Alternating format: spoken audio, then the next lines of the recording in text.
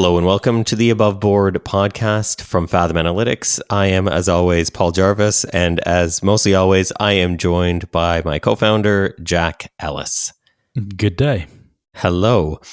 You are back in, I was going to say the same time zone. You're back in a time zone that's closer to my time zone. With my internet connection and my home office and the lock on the door. So you are not going to become a digital nomad. Nah, man, fuck that. If you're single and you like working off a laptop, I could see that working. But With it's not my shitty cup of tea. connections. Yeah. And it's just the space, I like my space. Which, although it's so much bigger, because you get more value for your money over where I am than you do in Southeast UK. So the size of the building is just so different. And I'm hearing more echoes, actually, in my house than before, because everything was tiny in the UK. Yeah. I mean, just chuck more carpets on the walls or the ceilings or whatever. Just deaden all the sound. So yeah, I guess today we're talking about vacations or being on vacation, and specifically vacations when you are, I guess, the founder of a indie or bootstrap company or a company in general, and how that works, what that looks like, and if it is indeed at all possible. But I think just to speak to the digital nomad point, we were joking, but like, even in my 20s, I really did enjoy having a specific office that was always the same. Like, I feel like if my work environment is always the same, I don't have to think about it. I can just sit down and get to work. I don't have to think like, oh, is the internet going to be shitty? Like, do I have to go buy another coffee because I don't know how many coffees I'm supposed to have? And if I'm working at this coffee shop, there's somebody like talking on speakerphone beside me. And it's just like, I don't know. Like, I can work when I'm not in my office. Like, that doesn't stop me from working, but it's definitely easier to work when I'm in my own environment, my same environment every single day. And it's also, I can be more productive, and I can definitely get more like deep focus work done if I'm not on the road. Like, if I'm on the road, like I can do, like, I think it was last year before we had our support person, I was on vacation for, I think, a month, and I still did support every day. And that was fine because support isn't like deep work. But like, I'm not going to redesign our application when I'm like in a different hotel every night kind of thing. And that's just it. You can still check in and you can still do work, but it is that deep work. I genuinely find that deep work becomes, if you've got a kid as well, you need to try and find an office space, which is a challenge. Do you remember, what was it? I want to say a year or two ago, maybe it was last year. I rented a hot desk for a month. Yeah. And I think I went there 2 or 3 times. And the first time I went, I got nothing done because I was sat across from someone who I barely knew. I knew him when we were kids, and we weren't friends, but we knew each other, and we kept on chatting. So I got no work done then. And then the time after that, it's just people constantly walking by you. Like, if someone walks, I think I've said this on the podcast before, but if someone's walking by me, I'm going to register that in some way. I can't just zone out from my environment. I don't think it's safe to do that. I mean, we could debate about that, but I don't think if you're in a public place, it's safe to completely be detached from what's going on around you. I do have my wits about me. I think that's good practice. But also, you joked about the speakerphone thing. I literally had one guy who was doing sales on and he was one of those people, you listen to people and they just drag on a phone call. Yeah. And it's ready to end. It's reached the end of the conversation and you can just hear him, and it just stop, dude. The conversation is killing everyone. But again, I don't know the etiquette of that place. Yeah. So he finishes his call, and then all of a sudden I just hear, and coming up, and from behind me, he's got commentary on some football game. And I'm just thinking, you're kidding me. And he was in his own dedicated office space, and it was coming out to the co-working space. And I just remember I just laughed and then just packed up and went.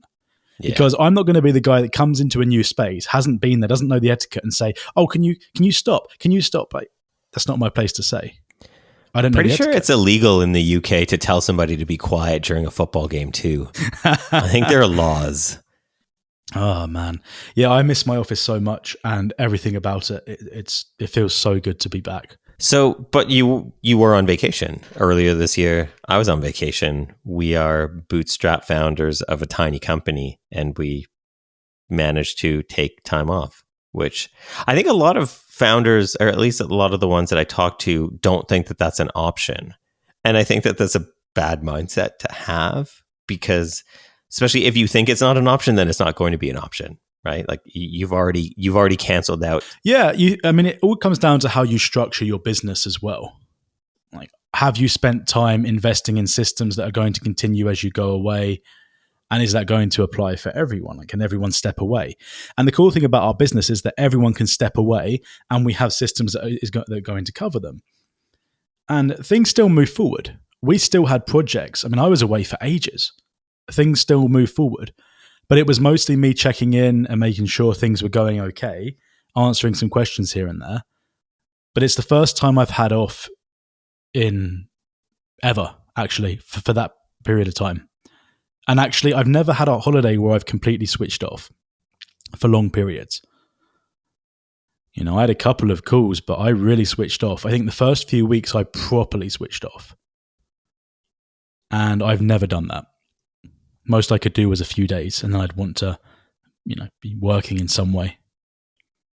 I mean, I guess that's part of it too, right? Like for people like us, we kind of enjoy work. So sometimes it's hard to say like, oh, well, I actually do need a break from it, because it's like, well, but I like doing it. Why do I need a break from something I like? And it's like, okay, well, that's not probably the healthiest. And I think for me as well, my wife, if I'm on vacation and I am working too much, she'll be like, what the fuck are you doing? Like, stop. I was like, okay, yeah, that makes sense. I agree with that. But yeah, I think for people, for founders, like I think it's possible to switch off for small periods of time, but we still need to be a tiny bit available, because if something goes wrong, the buck stops with us. Whereas like the people who work for us, I don't want them to chat. Like, I don't want them to think about work or do work or have to talk about work while they're on vacation. Like that. I mean, yeah, we've kicked them out of the group chat before. We literally did. Yeah. So, but I think that's important, because I don't want, like, for us, we have to be slightly available, but for anybody else, I don't want them to have to be available. So I think that's part of it. But I think for founders, I think it's important to, I guess, try to find that balance of like, well, and for me, it's usually like the balance for me is like, I wake up, I check in on all my shit, and then I'm done for the day. Mm-hmm. If I'm on vacation, and if that check-in takes 5 minutes or less than 5 minutes, and cool, I did it, and I feel bad. And then I feel like when I do that, I can also relax more. Like, I see that nothing is on fire. I can go about my day and then check in the next day. And sometimes there might be a little something, and it's like, okay, well, it took me like 40 minutes instead of 5 minutes because things needed to happen. But like, for me, I think that that's good. I don't know if I could 100% switch off for like a month or something. You just got to plan. You just got to have loads of things to do, and then you haven't got a choice. Yeah. Like if you've got things booked with family and friends, you haven't got a choice. I mean, you have to get up and go. I mean, I had times where I quite literally couldn't check in with what was going on. And actually, it's funny on this topic. You know, on Twitter, they get into the whole servers versus serverless thing, and it's become this kind of cult. Religion. Religion. Yeah, whatever you want to call it. And then people argue with each other, and they have faith to their belief. For me, I like managed services because guess what? If something goes wrong, there's nothing I can do. They can fix it. So I can sleep really good. And I mean, yeah, I don't check to see if our servers are running or being updated. It's not my job. And that's always, people say, oh, servers are cheaper, blah, blah, blah. Yeah, they are. But guess what? I'm not worried about our infrastructure because it's fully managed. Yeah. And as a company of like 4 people, to not have to worry about that, like and correct me if I'm wrong, but it's cheaper to pay for managed servers than to have like a sysadmin or DevOps person full time to like that's their job to just do that. And oh, by the way, they can't go away because if they do go away, then nobody's watching those cheap servers that we bought. Exactly that. Yeah. And you need to have some kind of redundancy. And even if you had one of them away and then another one was covering, what happens if that person's sick? Yeah. Just it's not something that we want to get into. So people never talk about that though. I don't know why. Yeah. I mean, you mean nuance doesn't exist on social media? How would you, given that you've just got back from a vacation, what would you do different next time, or what wouldn't you do different that work that you would want to keep the same? I can't figure out a solution at the moment. Short of literally renting a commercial office space 12 months of the year, which is just, it's a huge waste. Yeah. I have not got a solution. So the only solution I have come to is that I have to go for less time, in all honesty.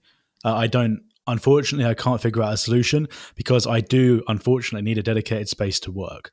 I mentally can't get in and focused unless I have a space away from what's happening. I also am not good at working at a kitchen table. I like having a nice chair that supports. I know it sounds, and it is, it sounds precious, or it sounds like I'm, I want all these little luxuries, but that's what I've got in my home office, and I become used to it. Yeah. I don't like working, and it's whatever you're used to. I guess nomads get used to it, but I've got a nice monitor here, and I wouldn't just, I guess I could buy one in the UK, but then where am I going to put it? Yeah. This is a Southeast UK problem. Places are much smaller. In our Airbnb, there was no place that I could work. Yeah. So I don't know, dude. It is a frustrating thing. So what would I do differently? Yeah. Shorter time. Mm-hmm. And then you would enjoy that time more because you knew you wouldn't have to be there for so long that things would get like backed up and not happen. Honestly, yeah. That's pretty much it. But I'm glad that I can do that. And I feel really topped up now. And it was after 6 weeks. I mean, I was away for 2 months. And granted, I was checking in and I did do some work. Sorry, I'm stretching my shoulders if you heard my voice go weird then. I was checking in and everything, but I still got lots of time off. Yeah, that's good. Yeah, I think for me, if I'm thinking about what I would do differently, I think unfortunately my last few trips have been not really vacations. They've been like family stuff. So, I mean, I would do a trip. I don't get that. You say that. Yeah. Well, how is that not a vacation if you're seeing family?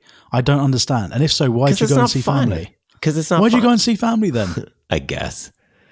I don't know, because I feel like duty, obligation. Yeah, part of it is that. Part of it is there were travel restrictions because of other things that happened over the last couple of years. But yeah, I mean, the next vacation we do we're not seeing any family. We're just going to have fun in the places that we want to have fun. I think the other thing that's been frustrating about travel lately is it's just so fucking, like, it went up a lot. Like, I remember traveling pre-pandemic and post-pandemic, and it's like, fuck, these same shitty and I'm not even talking about like getting to the destination and the destination being more expensive, because I feel like destinations are fun. So if it costs more, I don't care because it's fun. I'm talking about like the hotel on the like fucking Holiday Inn or Comfort Inn on the side of the road in the middle of fucking nowhere that's just on the way to having fun.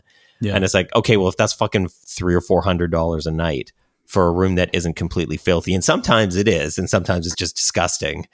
That kind of sours me a bit. And it's not like I don't need to have a 5-star luxury, but like if something just feels gungy and grimy, I just feel like, I don't sleep well. And then the next day, if I have to drive, then it's like, that was shit. So one of my friends was talking to me about the adaptation you have as you move between hotels, just the new environment and how your subconscious is at play. And there's a part in all of us that evaluates whether a place is safe.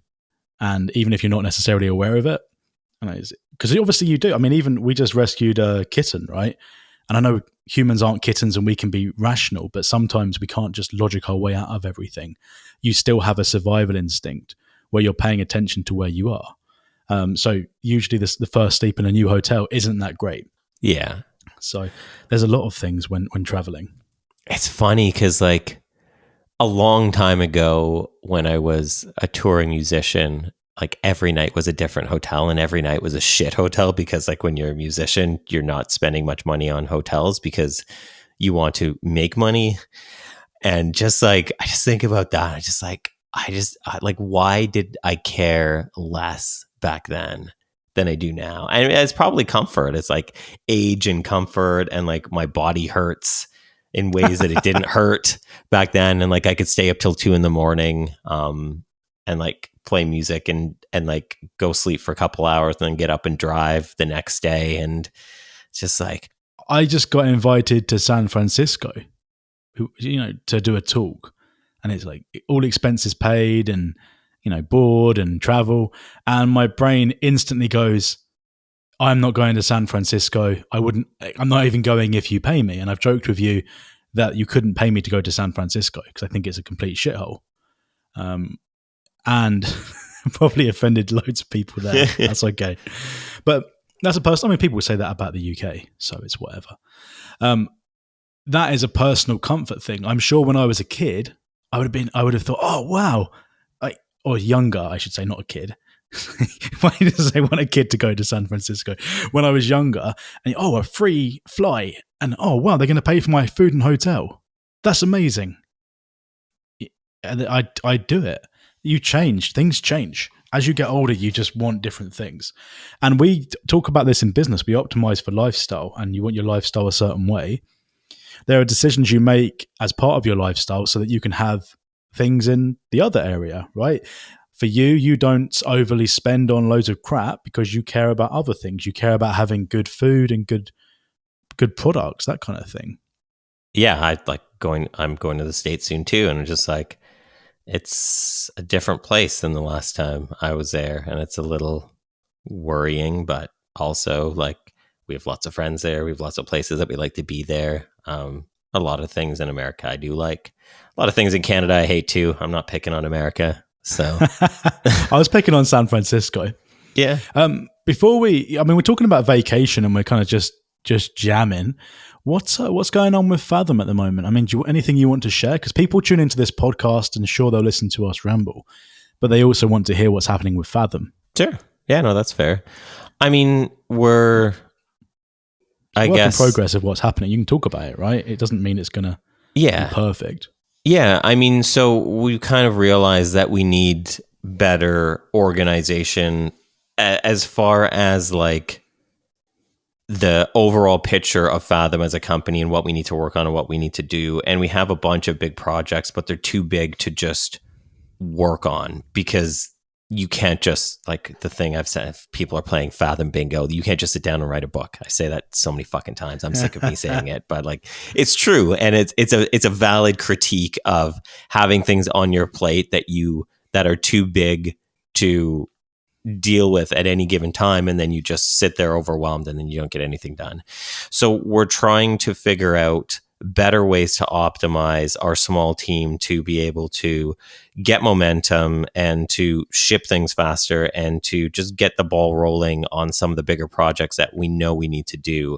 So I guess in light of that, I'm going to be doing the organization of things at a high level, and then you and I are going to figure out, okay, what each of these projects need, and then I'm going to figure out how to break them down into smaller tasks so we can kind of go forward and get things done. And in that, we are going to be, I don't know if we've talked about this on the show, but we were doing weekly calls with the team, and then we stopped it for a while, and now we're going to restart them. And we actually did. We did one just before recording this where just basically like we all hate meetings. Everybody hates meetings. Meetings are stupid, but like sometimes it makes sense, especially for a small remote team, to connect and be on the same page with regular cadence. So then if we go off the tracks, then we can get things back on the tracks faster. So basically the weekly meetings are, what are you working on? What do you need help with? Is anything blocking you?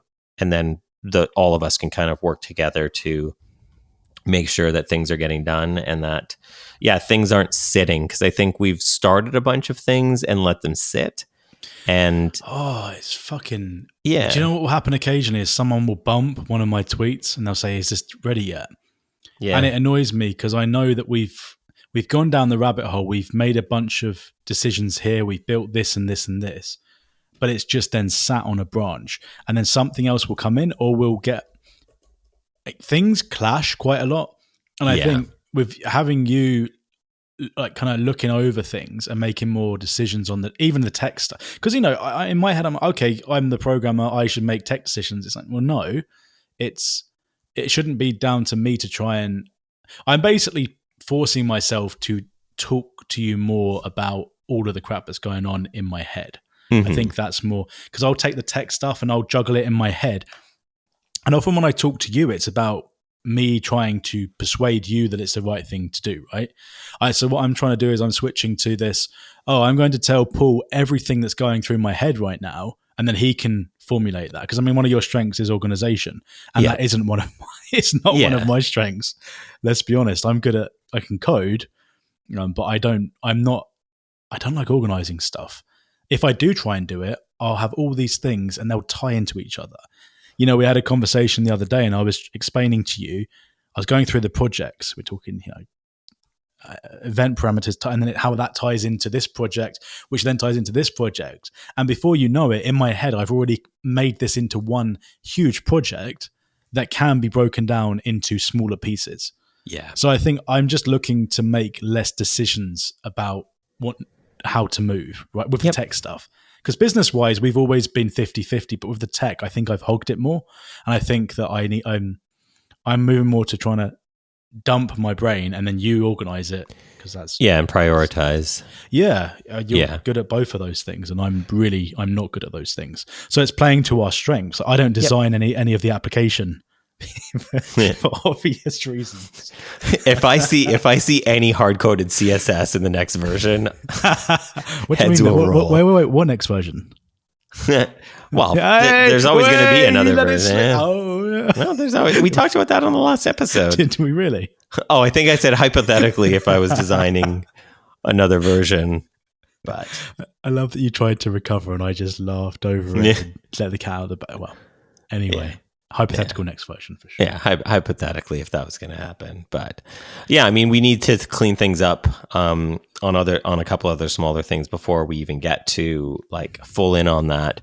And I think even with that, like we need to break that involves like 4 or 5 buckets of things that need to get done, and we need to do those in a certain order, and we need to worry about each thing in priority. Like we can't worry about all of the things at once. We have to solve one thing, and then if there's any notes for any of the other buckets of things that need to get done, we need to put those notes in and then forget about it as best we can. Even though we know everything relates, we still need to find a way to work on a thing that needs, like, there's still going to be an order. And I think my job now is figuring out, okay, well, You're if the we can, conductor. if we can conduct an order of things to get done, then we need to do that, because otherwise it's too big and too nebulous and too all this just like connecting, weaving threads. And it's like, okay, but we can do one thing at a time and we can get it done knowing that they all connect. But you're also not a conductor because a conductor lets things through. And part of your job is to not let things through. Yeah. So you're both a conductor and an insulator. What's the opposite of conductor? Insulator? I don't know. This is basic science. I'm sorry to everyone listening. Well, it's titrating, I guess. No. Oh yeah, you're not Googling that. This is Paul No, Jarvis I'm not vocabulary. Googling that, but I know what titrate means. But yeah, basically, like, I'm the asshole who says, no, this can wait, or no, this has to happen. Yeah. And I'm good at that. Like, this is what I know how to do this. So, and I know how to code things. I know how to build things. I just need to step away from I don't want to be a technical manager. I just don't. I don't want to manage anything or anyone. I want to build complex stuff. I want to wake up in the morning and think, okay, I'm going to build this. This is what I'm working on. That's it. And I get that, co-founder or whatever, but no, I want to code. And if code's the bottleneck, it makes sense that I'm coding. Yep. Yeah. And I think, like you said, playing to our strengths to move things forward. And this is like learning. We're both like, we've made no airs about us knowing exactly how to run a business like this ever. And that's part of it, is we are learning and adjusting and adapting. I'm not being funny, dude, but every single time I'm thinking about my job history, every time it gets to this place of having hundreds of things to do, that's when my brain just starts slipping. Yeah. If I've got a handful of things to do and I know what's expected, I can just work on them. Early days of Fathom, we didn't have any, we had very few things. Yeah. Very easy to just code. Yeah. Code done, code done, code done.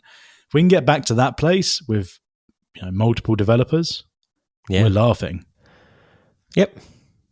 Yeah, I agree. I think that's the aim, and we'll keep adjusting as we go to get there. But yeah, I'm pleased with where things are.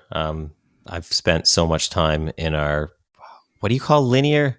A ticket system? Project like management internal, tool. programmatic project management tool or whatever. But yeah, I've spent basically, I don't know, probably 40 or 50 hours last week, like organizing what we've got, prioritizing what we've got, and then planning for what is to come. And yeah, I think we should have been doing that earlier, and neither of us really knew. It's a control thing for me. Yeah. So I like being in control of my work, but I think I extended the control to controlling what I thought went together. So I was never, I think occasionally I'd talk to you about it, but I wasn't defaulting to, no, I'm just going to dump my brain to my co-founder because he actually has a good way of working through and debugging as well. You have a good way of splitting things up. And I wasn't doing that. I would try and solve that prior. I'd say to you, no, we need to tie this together to this. Rather than actually giving you the raw data, I'd say, oh no, we need to tie this to this because of this. And you'd be like, okay. You're not in a position then to necessarily debate it because I haven't given you the raw data. Mm-hmm. So it's actually quite selfish if you think about it. Well, no, but what can you do? Yeah. So if I dump my brain, you can then you can ask the right questions. This has happened, by the way. Do you remember the DDoS attacks? I had no choice but to dump my brain because it was real time, and we did work together. Yep. But a lot of the tech stuff, I get in my head about it, and I'm trying to make decisions. And I think both of us agreeing that I'm stepping away from deciding how we're structuring it, it's better because you're good at breaking things up. And I mean, we'll see. No, you are. You are good. This is one of your strengths. Yeah, I like organizing and prioritizing, so I don't mind. Yeah, so I feel good. I mean, I'm excited for this week. I think for people listening and are wondering about updates and stuff, we're going to see a lot of changes, and it's going to be fun. We've got some behind the scenes stuff that is going to improve the quality of the product, and you won't necessarily see those changes. Mm-hmm. But equally, we are going to be moving on to a lot of features as well. Yes, in the pipeline. So yeah. Features are my happy place. And now that you're back from vacation, to tie it into the first part of the conversation, and I'm not going on vacation. I don't think any of us have any vacation. I think there was a few days, I think it was 2 weeks ago, when everybody was away but me. And it's just like, all right. All by myself. Pretty much. But yeah, I didn't care. I was just doing support. On those days, I didn't actually do any work other than support. It was just like, this is the only thing that matters at this point. And then I we agree. can go from there. But it was actually fun to do support for while our support person was away. It was actually fun to do support for a little bit. Yeah, but we got an easy load of support, didn't we? Yep. Yeah, we were pretty lucky. But yeah. All right. Well, yeah, let's get back to work. Cracking the whip. Let's call this episode. Thank you, everybody, for listening, and we'll be back in your ears, I guess, in a couple weeks.